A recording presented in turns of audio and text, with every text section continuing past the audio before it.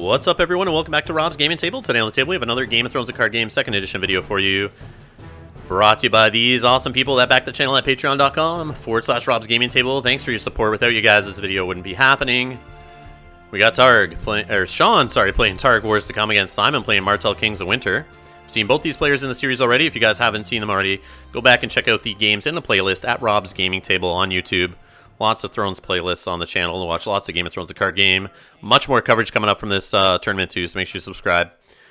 We have a Dark Star and a Desert Scavenger along with a Blood Orange Grove. On the other side, we have set up a couple of dragons. We got Rhaegal, Viserion, and then we have the Storm Crows and a duped Viserys. Those are a lot of very faded cards. Are those in fact cards? No, those are the champ deck. Like, man, look at them. Yeah, They're so faded. it's poor, very poor quality. So they're talking about the poor quality on the Targ Champ Deck cards this year that weren't printed in China like the previous Champ Deck that were printed in-house with FFG's printing, so they do look like crap. They're basically like draft quality almost. Almost that bad. Alright, so now we're choosing black. What Simon has noticed here, the Martell players playing without a mat, and Sean likes playing with them. They do look nice still. The full size art there, the bigger art on the cards looks cool. Should I do some meta commentary on the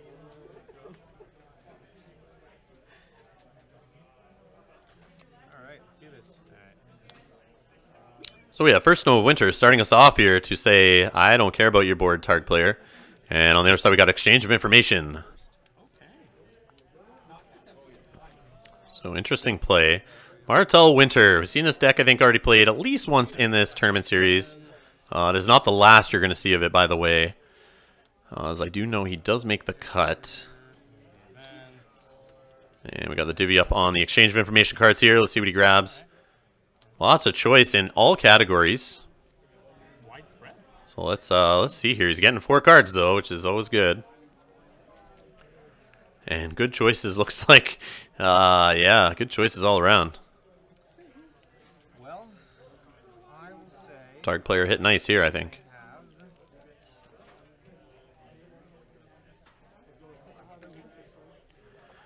It's like burn event or burn event. And then you got econ attachments. I don't know what the other attachment is though. And yeah, econ locations. Gives him a Slaver's Bay port.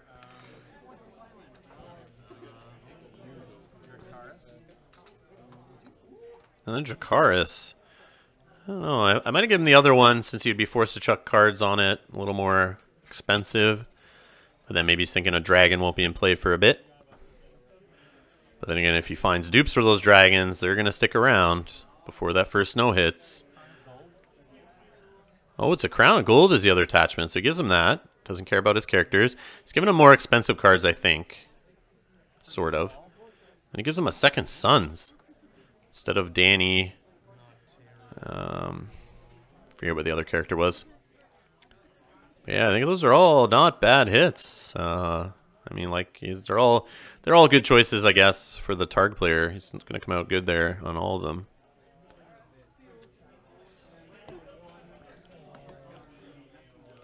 But at least the Martell player knows the Crown of Gold is there. He knows the Dracarys is there. So having that information that was exchanged from his opponent is going to help out his marshalling choices, I'm sure, and his play choices. Alright, I will collect 1, 2, 3, 9. So interestingly, the choke of the winter agenda is going to hit here, I think. I don't think exchange of information is a winter plot. Or a summer plot, sorry. Maybe it is.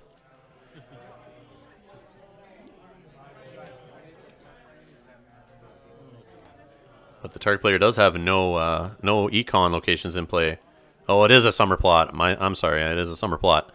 So it's not really hitting. My bad. But it is a low gold plot. And if he can't get econ going here and just plays like that Slaver's Bay port, he's only going to get 1 gold off it. So he's actually losing gold out. And I think that's what Simon realized, since he is trying to choke his opponent a little bit here. I believe that's the route he's going.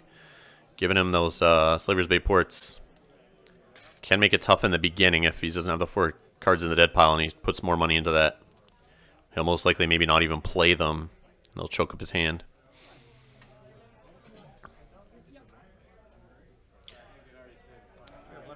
So Blood Orange Grove, now we got 2 of them in play on the Martell side. That's his limited choice. Neil's a Desert Scavenger also. And spends more gold. We got an Nymeria in play. What was good on a first snow turn. Steal an icon from across the board. Prevent you from losing a character, maybe steal a military, and then you're able to hit back with a decent military strength character. And we got a Flea Bottom. Saving 0 gold on the Martell side.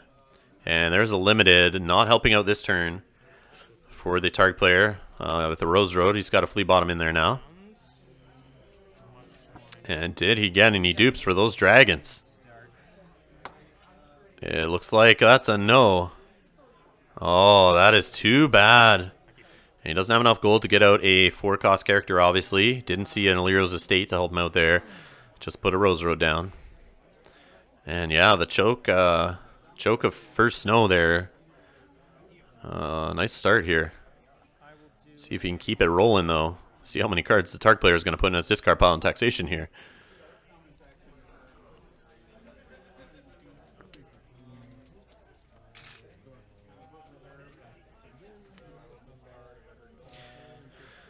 I believe he can steal any icon he wants off of Viserys, even if he doesn't have it. Nymeria can just gain it.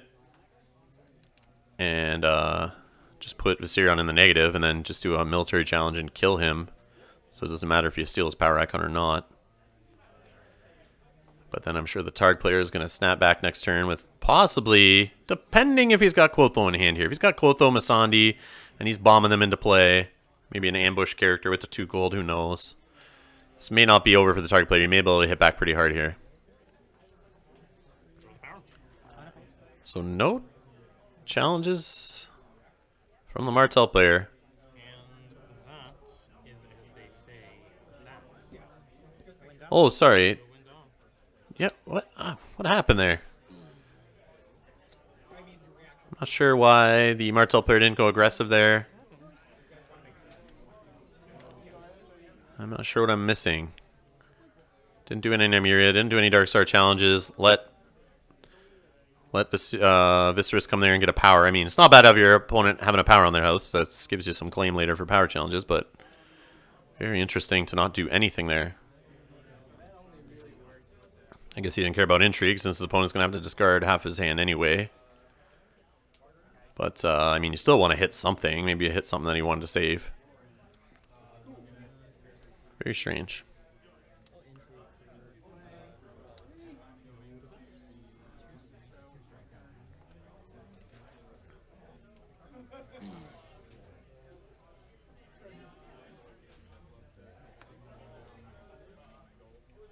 See naval superiority in the hand of the plot deck, sorry, of the Martell player. I mean, that might not be a good call here. You assume after a big draw plot, you're going to drop down an econ plot. So he's going to get Missandei into play off a taxation discard, of course. And dump some good targets in there for Flea Bottom, which is not the worst case for the Targ player. He's got Flea Bottom already in play.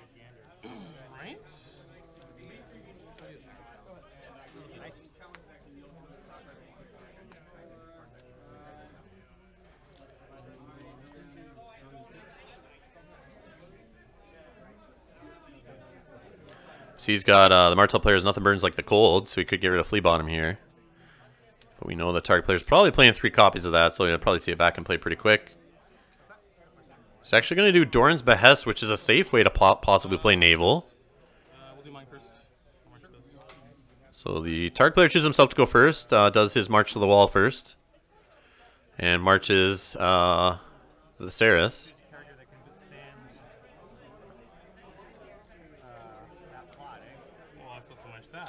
So March, it's a good character there. And Nymeria, not a bad hit. So he hits naval, which I believe it's an edict. So he's only getting the Rose Road gold. We got some choke. Naval superiority. That dirty card, rearing its head again here. I love it. Saves the gold, Targ player. Got some sass there, telling the Martell player it's his turn now to marshal. And he's already getting his taxation discard ready, I think. Ah, it's too bad. Unless he's just figuring out what he can bomb into play here off discarding. Who knows?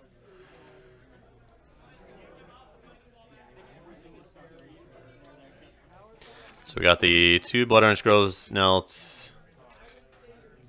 Your go. Okay.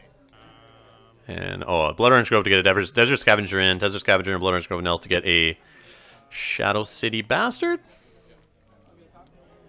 I have no actions. I have. So no pre-challenge actions. Okay. I'll do an intrigue. And we got an Intrigue with the Sandi. No sack on the Shadow City Bastard there. And he'll oppose with the Shadow City Bastard. Doesn't care about losing a card here. And he gets a Southron Messenger to the discard pile, which having a flea bottom and a gold is not a bad thing. I'll do a military challenge with Darkstar. And Darkstar coming in on the mill. Flea bottom's going to bring in somebody here. And Viserys is going to come into play to just take the claim, I think. Any actions? Alright, unopposed. I'm not. Yep, Viserys' claim, unopposed to the Martell player. I will sacrifice the Shadow City Bastard. So he's going to sack the Shadow City Bastard, I think, just to get her seated in the discard pile for future flea bottoms. Good number for you to discard. I quite like that. I will. Twirl your mustache. Yes, good. I will sacrifice this. Pay 1 to 3rd to play and do a power challenge. That is unopposed. So he just sacks the Shadow City Bastard to get rid of Missandei's icons, but brings her right back into play to get on a post power with her using Flea Bottom there, and sacks her to take Darkstar's icons just to get her seated back in there and get that Flea Bottom Shadow City Bastard loop going. And the Targ player's going to have to pitch a bunch of other cards here to reserve since their reserve is lowered off of the winter plot, and March to the Wall is a low reserve plot technically, in a 5 reserve, I believe. So now it's a 4. Look at all these cards he's going to pitch here. Aegon Unsullied, a Dracarys, 5 cards. Wow. At the expense of other cards. Those seem like some of the Targ's greatest hits. Wouldn't they? Yeah, Alright. just a little surprised. Alright, let's do.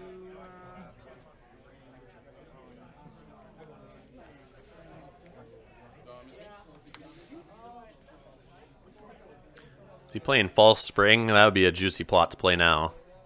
Oh, I guess he can. That's the summer, isn't it? Or would that make sense? It's spring, but it's false. So it's probably a winter. It is a winter, I think. Good.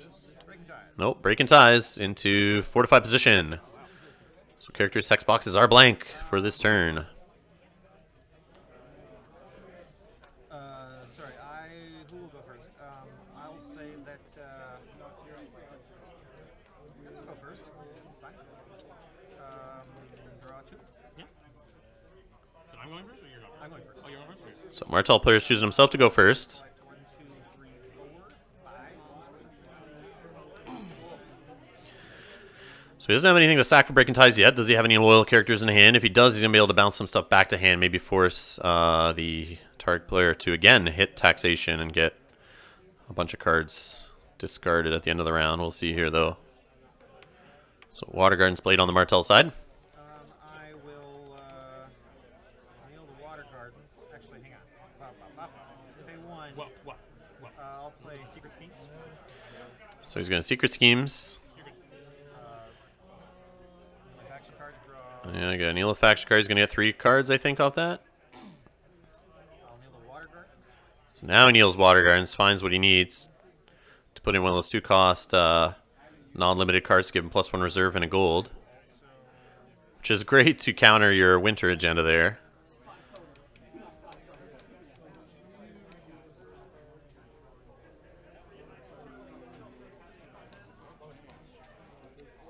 2 for a green blood trait. And there's a green blood trader. That's what you expect to see on the Breaking Ties turn. But they're coming into play blank, right? So he's not going to get to do his card draw off of it. Can't use the Desert Scavenger to reduce any strength or any cost on a character either. You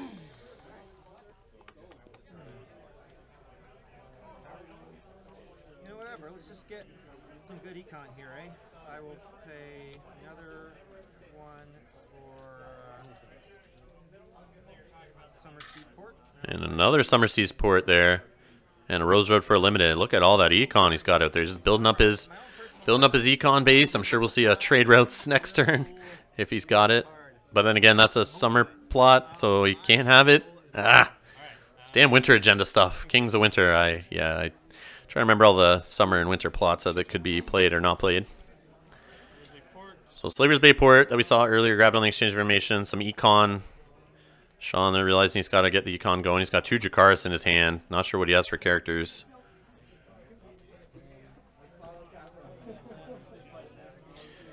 He's got to look what he's got to save money for his flea bottom. What's he got in there for flea bottom targets? Challenges action. And that's it for marshalling. Sits on 5 gold. So flea bottom going back to hand as the first action of the challenge phase using that green blood trader. Popping the breaking ties there. Preventing any characters from jumping in from the discard pile. Really locking this Targ player down here. Do a military challenge with Darkstar. And Darkstar's coming in on the mill for 5. No defenders on that. Masandi dies. No characters on board for the Targ player. 5 gold.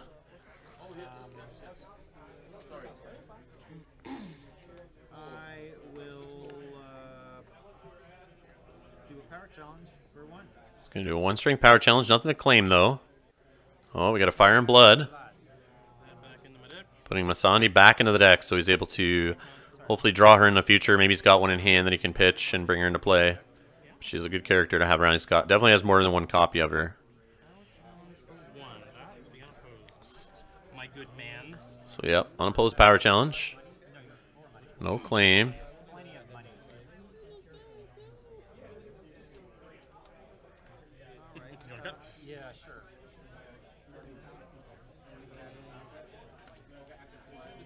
And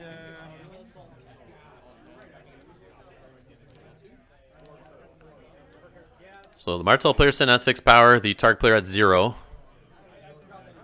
So fairly slow grind game here. Anything else? I will do pay 1 for And we got a flea bottom triggered on the Martell side to bring in a green blood trader to do the intrigue challenge for 1. That will go unopposed. Just racking up some power, hitting his opponent. Salt, putting some salt in the wound. Gets a 5-cost Danny out of hand in the discard pile. That's a big hit. cards in hand. 4. 5 for you. I will sacrifice the green blood trader to return the Rose Road to your So Rose Road back to hand on the second Breaking Ties trigger, doing that green blood trader back into the discard pile off a sack. And dominance going to the Targ player, putting that 1 power that the Martell player needs to steal next round there. I think you have to discard 1 card. I guess you're ready to do. And still hits reserve, has to get rid of a card due to the 5 reserve off of 4-5 position getting reduced by a 1 for the winter plot, or the winter agenda, sorry. So he gets rid of another Slaver's Bay port. Looks like he was saving economy cards in hand there, but not even able to get them into play. So the choke is real here. Choke in the hand, choke in the econ. Bouncing stuff off the board. And we got Blood of the Dragon into Wraiths in their midst. So another low gold plot on the Targ side. Just kills a Desert Scavenger off of it right now. But it's not like... Oh, he's got Quotho in hand. That's pretty lucky draw. I will get 1, 2, 3, 4, 5, 6, 7, 8. So 8 gold to work with here for the Martell player. He's going first, I think. My first action. Slaver's Bayport still only getting 1 gold on the other side right now. So another Secret Schemes, 4-card draw.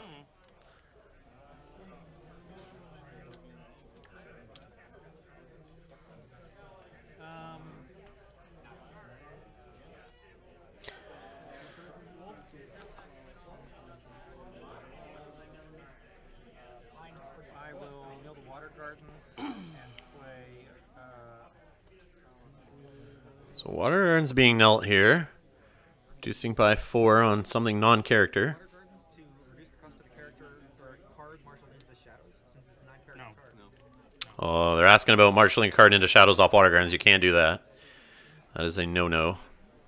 Reduce the cost of the next 9-character card you marshal, play, or ambush this phase by X. Marshal is just marshalling. Marshalling into shadows is It's a separate thing. It's a separate thing. Yeah, if we're wrong, everyone at the table agrees you can't do it, but if we're wrong, let us know in the comments below, so people watching this video in the future don't get the wrong idea. We got a JC Droman marshaled into play off the Water Gardens instead.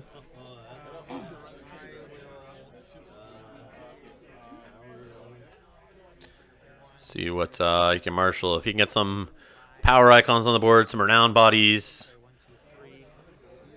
Maybe a Knights of the Summer. No, Arion Martell. Some extra action economy there to help get an extra challenge out of her. And Sean's going to concede. It's last round of Swiss. He says, let's take a break. They know they're both going to make it into the cut, I believe. So yeah, they just say, let's end it there. He knows he's going to get crushed. It wasn't looking good for him. Wow, joke is real. Anyways, guys, thanks a lot for being here watching. Make sure you subscribe. Hit that like button if you want to see more Thrones. Thanks to both players for playing on camera. And, yep, more Thrones coming up. See you in the next one.